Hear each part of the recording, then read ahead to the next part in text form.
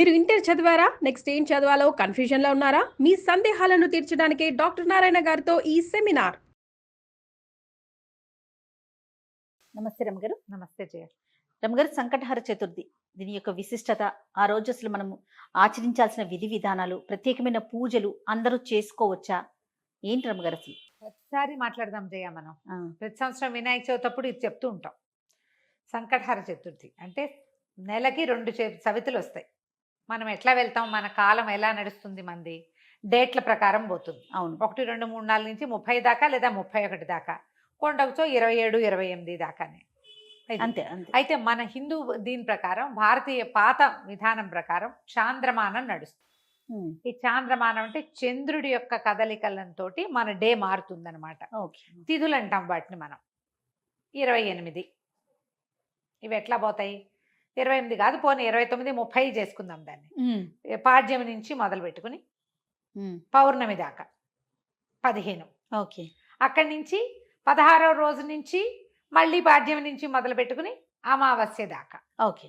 ఇట్లా మన తిథులు నడుస్తూ ఉంటాయి. ఇందులో ప్రతి నెల 2 పాడ్యములు రావాలి, 2 విధియలు, 2 తదియలు, 2 చవితులు, 2 పంచములు, 2 షష్ఠులు, 2 సప్తములు, అన్ని 2 రావాలి. అవును. 2 రానివి ఏమిటి? ఒకటి పౌర్ణమి, రెండోది అమావాస్య. అవి మాత్రం సింగిల్ డేట్స్. చతుర్దశులు, త్రయోదశులు, దశములు, ఏకాదశులు అన్ని 2 రావాల్సింది. ఏకాదశి నియమం మనకి సాధారణంగా ఉంటుంది. ఎట్లా?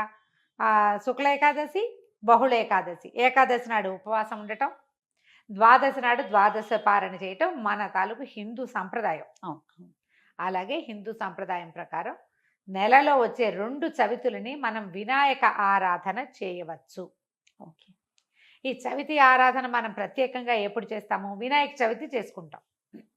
ఒక శుక్ల చవితి సంవత్సరంలో ఒక్కసారి వినాయక శుద్ధ చవితి నాడు, అది మన భాద్రపద శుద్ధ చవితి నాడు వినాయక వ్రతకల్పం చేసుకుంటాం. వినాయకుడి పుట్టినరోజని, ఆ రోజునే ఆయనకి గణాధిపత్యం లభించిందని, వాళ్ళు ఆయన్ని పూజిస్తే అన్ని విఘ్నాలు తొలగిపోతాయని గణాధ్యక్షుడని ఆయన్ని కొలుచుకుంటాం. అలాగే ప్రతి నెల వచ్చేటువంటి కృష్ణ చవితి నాడు, బహుళ చవితి నాడు వినాయక ఆరాధన చేస్తే సమస్త విఘ్నాలు తొలగిపోతాయి అనేది ఒక ప్రత్యేకమైన నియమంగా చెప్తారు. ఓకే. ఈ నియమాన్ని మనకంటే ఎక్కువగా తమిళులు పాటించేవారు. వాళ్ళు ఎక్కువ పాటిస్తారు. మనకి జాతకంలో కేతు ప్రభావం ఎక్కువగా ఉన్నా, ఏ పనైనా మొదలుపెట్టి ఎప్పటికీ అవ్వకపోతున్నా, పిల్లలు చదువుల్లో వెనకపడుతున్నారనిపించిన, దీనికి మన ఇంట్లో ఉండాలి వ్రతము నియమము ఏం లేదు. పెద్దవాళ్ళు చెప్పిందే చెయ్యాలి, మన ఇంట్లో లేకపోతే చేయకూడదు అలాంటిది ఉండదు. సార్వజనీయమైన వ్యవహారం, ఎవరైనా చేసుకోవచ్చు. మనమే ప్రాబ్లమ్స్లో ఇరుక్కుంటున్నాం. ఏ పనైనా మొదలు పెడితే అవటం లేదు, అన్ని అడ్డంకులే దానికి. ఓకే. వ్యాపారాలకి, చదువులకి, ఇంట్లో ఏదైనా వస్తువులు తరచుగా పాడైపోవటం, ఇది కూడా జ్ఞాపకం పెట్టుకోండి. మిక్సీ రిపేర్ చేస్తావు, వెట్ గ్రైండర్ పడుకుంటుంది. దానికి ఏదో చేస్తావు, వాషింగ్ మెషిన్ ప్రాబ్లం వస్తుంది, అది అయిపోయింది, సూయింగ్ మెషిన్ పడుకుంటుంది. ఇట్లా రిపేర్లు చేస్తూ ఉన్న వాళ్ళు ఉంటారు చూడు. నేను కూడా ఉన్నా ఆ లిస్ట్ లో. అవునండి. నేను ఒకటి రిపేర్ చేస్తే ఇంకోటి వస్తుంది. ఒకటి మొదలు పెడితే పాపం లిస్ట్ వస్తుంది, వస్తూనే ఉంటుంది. మా వాళ్ళ ఇంట్లో ఎక్కిరిస్తున్నారు, ఒకటి రిపేర్ చేయకుండా ఉంచుకుంటే అది ఒకటే ఉంటుంది నీకని. అట్లా ఒకటి వస్తుంది. ఏమీ లేవనుకో, మెళ్ళ పెట్టుకుంటే నల్ల పసలు కొలిసేని టిక్కని విరుగుతుంది, ఆ పస విరిగిపోతుంది. నిజంగా నిజం రవి గారు. చెవిదుద్దులు సీలలు విరిగిపోతాయి. కొంతమంది జాతకాలు ఉంటాయి చూడండి, ఒక వరుసగా వస్తాయి, ఆగితే మళ్ళీ ఆగిపోతాయి. 2 సార్లు 2 బంగారపు వస్తువులు అయినాయి. ఓ వారం ఏమో ఒక 15 రోజుల్లో ఒక మొదటి ఫోర్ట్నైట్ లో చెవిదుద్దు సీల బిళ్ళ విరిగి చేతిలోకి వచ్చింది, పొల్లేమో ఆ గొట్టంలో ఉండిపోయింది. ఇదేమిట్రా ఇలా అయింది, దీన్ని చేయించాలి అనుకుంటున్నా. సరిగ్గా 15 days తిరగంగానే చిన్న గొలుసు ఒకటి పెట్టుకుంటాను నేను, హుక్ దగ్గర విరిగింది. దాన్ని రిపేర్ చేయించా, చెవిది ఈ గొలుసు విరిగింది. గొలుసు ఇంకా రిపేర్ చేయించలేదు, ఉంచారు. మళ్ళీ ఇంకోటి వస్తుందని. నెక్లెస్లు అవి లింకులు ఊడిపోతే ఏం చేస్తాను, అలా అనిపిస్తుంది నాకు. ఇలాంటి వాళ్ళు వీళ్ళందరూ సంకటహర చతుర్థి చేసుకోవచ్చు. సంకటహర చతుర్థి చేసుకుంటే బిజినెస్లో ఇబ్బందులు, చదువుల్లో ఇబ్బందులు, చిన్న చిన్న ప్రమాదాలు, ఇళ్లలో ఏ పని అనుకున్నా అవకపోటాలు, వీటన్నిటికీ సమాధానంగా ఉంటుంది. జాతకాల్లో అయితే మాత్రం కేతువు తాలూకు ప్రభావం ఉన్నప్పుడు, కేతువుతోటి ఇబ్బందులు పడుతున్నప్పుడు, గ్రహస్థితుల్లో కేతు ఉన్నప్పుడు కూడా మనం ఇది చేయమని చెప్తారు. ఏదైనా ఇంటి ప్రయత్నం చేస్తున్నప్పుడు ఆగిపోతుంది, అప్పుడు కొన్ని వారాలు మొక్కుకుని మనం కొన్ని నెలల పాటు చవితులు చేసుకోవచ్చు. ఈ చవితి చేసుకోవడానికి పెద్ద విశేషమైన చేత ఏమీ లేదు. సింపుల్ వినాయక పూజే. ఓకే. దీనికల్లా పగలు ఉపవాసం, చుక్కలు కనపడ్డాక భోజనం. ఆ చుక్కలు కనపడ్డాక ఉండ్రాళ్ళు కుడుములు చేసి బియ్యపు రవ్వతోటి చేస్తాం కదా. అవును. అవో మీ ఇళ్లలో ఎలాంటి అలవాట్లు ఉంటే పాలతాకలే పెడతాం వినాయకుడికి అని మీకు అలవాటు అనుకో, పాలతాకలు పెట్టండి, మన అలవాటు ప్రకారం పెట్టుకోవచ్చు. కుడుములో ఉండ్రాళ్ళు ఆయనకి నివేదన చేసి నమస్కారం చేసుకుని చంద్రుని చూసి అన్నం తినేసేయచ్చు.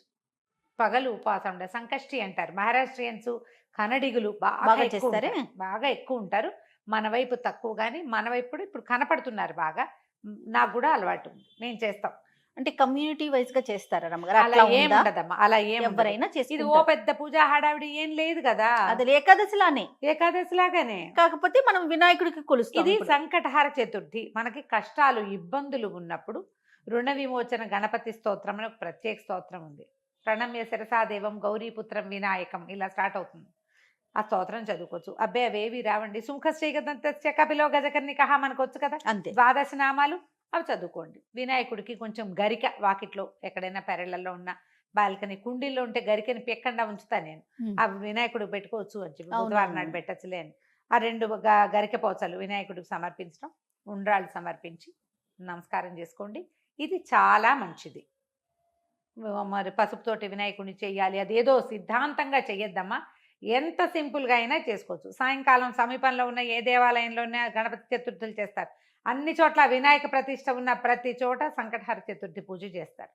వెళ్ళి గుళ్ళో పూజ చేయించుకోండి, హాయిగా ఇంటికి వచ్చి భోజనం చేయండి అంతే. కుడుములు ఏమైనా ఉండి మీ గుళ్ళో వాళ్ళు ఒప్పుకుంటే, ఆ దేవాలయం పద్ధతిని బట్టి కదా, ఒప్పుకుంటే మీరే కుడుములు తీసుకెళ్ళి స్వామివారికి అక్కడ నివేదన చేసి అందరికీ ప్రసాదం పంచిపెట్టండి. వినాయకుడికి వచ్చిన బెల్లం ముక్క నివేదన పెట్టడం ఒక అలవాటుగా చేసుకోండి. మనకి ఇలాంటి సమస్యలు ఉంటే కనుక తప్పకుండా కొంచెం బెల్లం నివేదన పెట్టడం, వినాయకుడి కోసం ఒక దీపారాధన చేయటం, దీపం పెట్టుకోవటం, దీపం పెట్టగానే వినాయకుడికి సంబంధించిన శ్లోకం చదువుకోవటం, ఓ బెల్లం ముక్క ఖచ్చితంగా నువ్వు పళ్ళు పెట్టు పాలు పెట్టు అవి ఏమైనా పెట్టుకో, వినాయకుడికి బెల్లం ముక్క పెట్టాలి. ఇలా నివేదన పెడితే మనకి చాలా సమస్యలు తీరుతాయి. ఇప్పుడు నవంబర్ 1 వచ్చినట్టుంది, అవునండి, అంతేనా? అవును. ఆ ప్రతి నెల చూసుకోండి, క్యాలెండర్లో ఉంటుంది. మీరు ఈజీ మెథడ్ ఏంటి, క్యాలెండర్లో నోట్ చేసి పెట్టుకోండి. ఇందులో మళ్ళీ ఒక స్పెషల్ ఉంది. మంగళవారాలు గనక ఈ చతుర్థి వస్తే చాలా విశేషం. అంగారక చతుర్థి అంటారు దాన్ని. అది చాలా విశేషమైంది. అది ఎక్కువ సమస్యలు తీరుస్తుంది, ఇంకా ప్రాబ్లమ్స్ తీరుస్తుంది. దీనివల్ల బ్రహ్మాండం బదలైపోయి వారికి ఏదో వస్తుందని కాదు, కొన్ని జాతకపరమైన సమస్యలు తీరుతాయి. ఏ పనులు కానప్పుడు మనకు ఒక శాంతిగా ఉంటుంది. మనం ఈ పని చికాకు చేస్తే. తగ్గినా చాలు కదా చాలు. అమ్మగారు, చికాకు ఏదో తగ్గినా వచ్చి మీద పడక్కర్లేదు. జస్ట్ మనకు ఉన్న ఆ చికాకు, ఆ బాధ, మనసు శాంతిగా ఉంటే అదే చాలు. అదే చాలు, అంతకంటే ఆటోమేటిక్ గా సమస్యలు పరిష్కారం అవుతాయి. అవును, అలా చేసుకోవచ్చు. మంగళవారం చతుర్థి వచ్చిందనుకో ఇంకా కంఫర్టబుల్ గా ఉంటుంది. ఒక 40 చేయొచ్చు, ఇవి 40 చేయొచ్చు, 21 చేయొచ్చు, 5 నేను 7 లెక్క పెట్టుకుని కూడా చేస్తా. ప్రతి నెల సంకటహర చతుర్థి నాడు పొద్దున్నే మా అక్కయ్య నేను ఒకళ్ళు గుర్తు చేసుకుంటాం ఇవాళ చతుర్థి అని. ఓకే. జ్ఞాపకం చేసుకుని మా ఇద్దరికి అలవాటు ఉంది. నాకు కొంచెం వినాయక ఇవి కూడా ఎక్కువ కదా, ఎక్కువ శ్లోకాలు చదువుకుంటాను. నేను చిన్నప్పుడు చదువుకున్న తొండమున ఏకదంతమును కూడా చదువుతారు రోజు నేను. నాకు అది అలవాటు. ఎవరి అలవాట్లు వాళ్ళవి కదా, మీరు అలవాటు చేసుకోండి. ఏదైనా ఇలాంటి సమస్యలు ఉన్నప్పుడు ఇట్లా చేసుకోవచ్చు. ఇది కొన్నాళ్ళు చేసి మానేయచ్చా లాంటి ప్రశ్నలు వస్తాయి ఎంతసేపు. కొన్ని వారాలు నియమంగా పెట్టుకోండి, కొన్ని నెలలు, ప్రతి నెల సంకటహర చతుర్థి చేయాలి. 2 సార్లు సంవత్సరం 2 సార్లు వస్తుంది కదా. మీరు కృష్ణ చతుర్థి మామూలు చతుర్థి కూడా చేసుకోవచ్చు. లేదా నేను సంకష్టే చేస్తాను అంటే కనుక సంకష్టులు మాత్రమే చేసుకోవచ్చు, సంకటహర చతుర్థి మాత్రమే చేసుకోవచ్చు. ప్రతి నెల చేస్తే ఇప్పుడు సంవత్సరం చేద్దామని మొక్కున్నాం అనుకోండి, 12 అవుతాయి. ఒకవేళ మధ్యలో ఒక నెల పీరియడ్ వచ్చింది, ఆడవాళ్ళకి సమస్యలు వస్తాయి, ఇంకోసారి మళ్ళీ మొదలు పెట్టక్కర్లేదమ్మా, కంటిన్యూ చేసుకోవచ్చు. దీనికి మీరు ఈజీ మెథడ్ ఏంటంటే, ఇప్పుడు స్మార్ట్ ఫోన్లు వచ్చినాయి కాబట్టి స్మార్ట్ ఫోన్లో చూసుకుని పెట్టుకోండి డేట్లు. నేనైతే క్యాలెండర్లో రౌండ్ ఆఫ్ చేసి పెట్టుకుంటా ఇవాళ చతుర్థి అని. వాళ్ళు కూడా ఎర్ర వినాయకుడు బొమ్మ వేస్తుంటారు, అక్కడ వినాయకుడి బొమ్మ కనపడుతుంది, టీటీడీ వాళ్ళ దాంట్లో కనిపిస్తూ ఉంటుంది. సో గుర్తుపెట్టుకుని ఆ రోజున మీరు చేయవలసింది ఏంటి, వినాయకుడికి సంబంధించిన స్తోత్రం చదువుకోవటం, గరిక 2 గరిక పోచలు తెచ్చి వినాయకుడికి సమర్పించడం, కొంచెం కుడుములో ఏవైనా నివేదన చేయటం, పగలు ఉపవసించి చంద్రుడు కనపడ్డాక దండం పెట్టుకుని భోజనం చేయటం చేసి చూడండి. మీకు చాలా ఇబ్బందులు తొలుగుతాయి. పెద్ద విశేషంగా ఏదో మాత్రం కాదు, మంచిది. మీకు ప్రధానమైనది ఏంటంటే ఇబ్బందులు తొలుగుతున్నట్టు కనపడుతుంది కనీసం. అది రైట్ అమ్మగారు. నమస్తే. నమస్తే జీ.